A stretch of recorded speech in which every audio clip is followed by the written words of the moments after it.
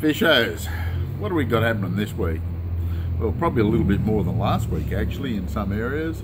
We're starting to get a few reports flow in from some of the dams. They're starting to pick up a little bit. Remember we were speaking about the crappy moons we've had last month. Normally a full moon, and that's a bit of a plus, but they've been a bit of a downer last month. It's really affected us, affected the salt water, the fresh water. Mind you, the salt water scene's picked up dramatically over the last week or so, simply because everything's getting back to normal. But anyway, on to the real thing. Meso tells me they're getting plenty of Macquarie perch down Dartmouth Dam. Don't forget it's a bag limit of 1 per person, but a few blokes have been down there getting 30 or 40 in a session, catch and release obviously, and having a great deal of fun. And also the trout are reasonable down there at the moment. Not getting huge amounts, but they are reasonable. All the streams are fishing exceptionally well.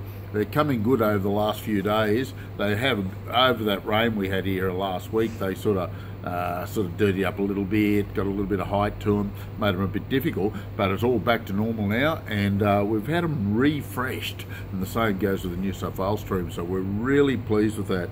Absolutely fantastic. Hume Weir, look, out of probably 100 boats on the water, 5 or 10 of them are going to find the big redfin. The rest of them are going to catch little fish, that sort of thing. It's just a matter of lucking onto those big redfin, or if you've fished it a fair bit, you may know where some of them are. It's just a matter of hunting around. I mean, I'm talking big, you know, 380, 400. They're pretty good sized reddies, and if you can get onto a good school of those, look, it's happy days. You get a good feed, no problem at all.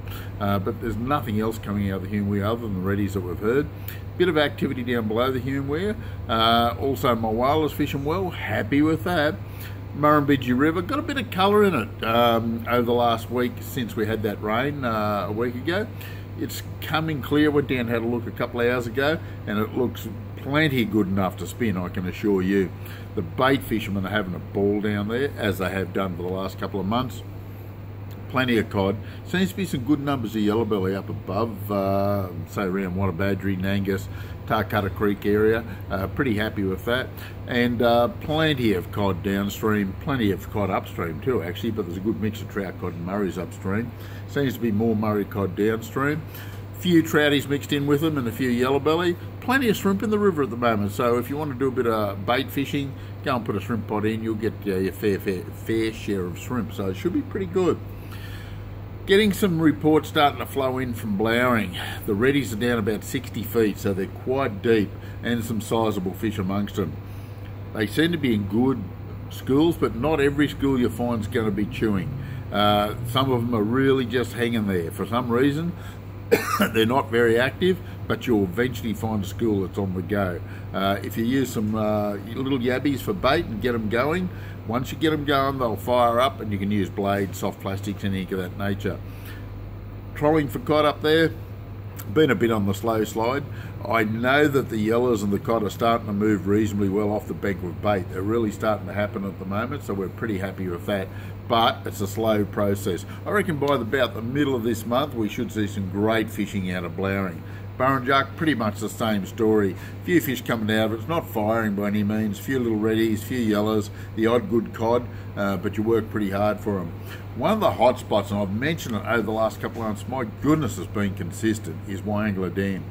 How good is that dam this year? And last year too, for want of a better word. Basically what's happened there is we're getting some very, very big cod and a lot of good 60s, 70s, 80s and even up to 90s.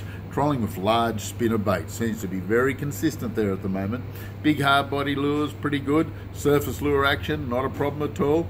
No need to go and hunt right up in the Arms, Abercrombie and the Lachlan where we normally sort of talk about and where we normally like to fish. The majority of the fish have been down in the main basin, but you still will get some good action up in the Arms.